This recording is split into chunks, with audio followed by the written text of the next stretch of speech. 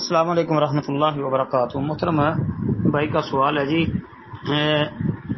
پوچھتے ہیں کہ بچے کے کان میں اذان دینا جب پیدا ہوتا ہے یہ سنت ہے یا نہیں؟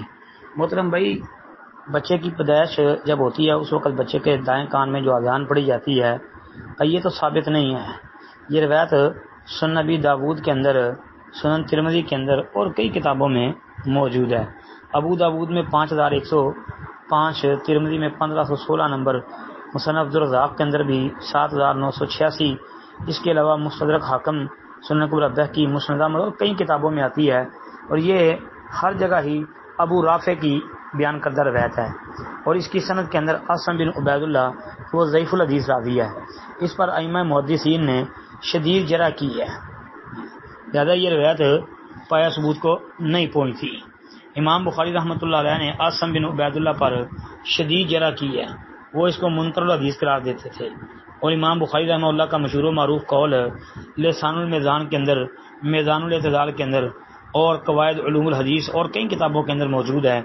امام بخاری رحمۃ اللہ علیہ وہ فرمایا کرتے تھے کہ کل من قلت فیہ منکر الحدیث فلا تحل روایت عنہ، کہ جسے میں منکر الحدیث قرار دے دوں اس سے روایت لینا حلال جائز نہیں ہے، یعنی یہ امام بخاری کے نزدیک سخت جرح ہے نا۔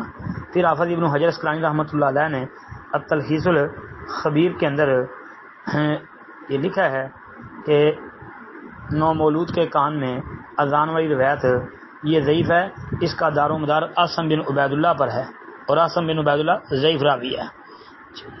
تو اس کی جو دیگر سندیں ہیں وہ بھی ثابت نہیں ہے۔ امام بہقی رحمۃ اللہ علیہ کی شعب الایمان کے اندر عبداللہ بن عباس رضی اللہ عنہ سے ایک روایت ہے جس کو لوگوں نے شاہد بنا کر پیش کیا ہے، لیکن وہ بھی ضعیف ہے۔